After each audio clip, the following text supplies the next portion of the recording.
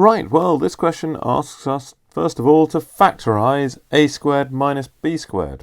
Now, that looks quite difficult, but actually, one of the things I keep encouraging you to learn is the difference of two squares, which I always give in the form a squared minus b squared. And that always factorises to give a minus b times a plus b, whatever a and b happen to be. So this question becomes rather easy. If you want to try multiplying out a minus b times a plus b to check you get the right thing, do. But really, this question should be just a case of writing down the answer.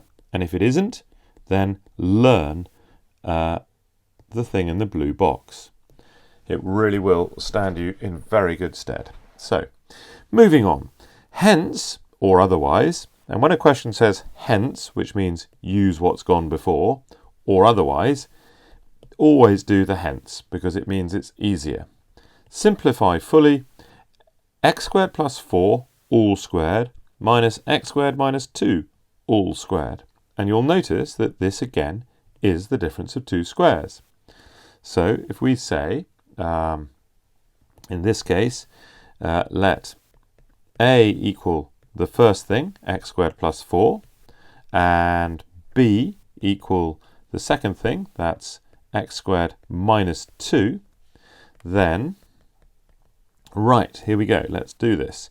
So x squared plus 4 all squared minus x squared minus 2 squared, I've just written out the question then, is equal to, right, brackets, a minus b times a plus b. So let's write that out here, a minus b times a plus b, and I've given myself a little bit of space there.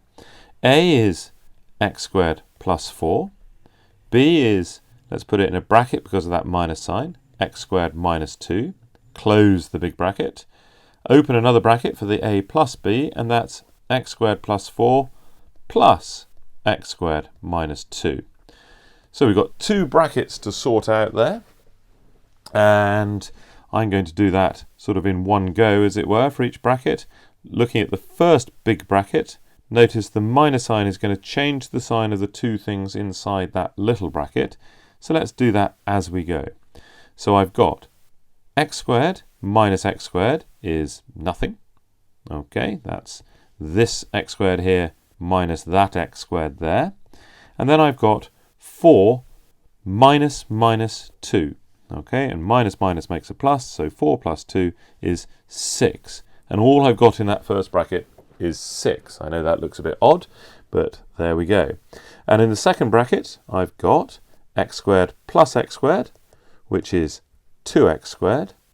And then I've got plus 4 minus 2, which is plus 2. 4 minus 2 is 2. So that's just plus 2. And so I've got 6 times 2x squared plus 2. Now I can actually simplify that one stage further, either by multiplying out or by factorising. And let's do the multiplying out option.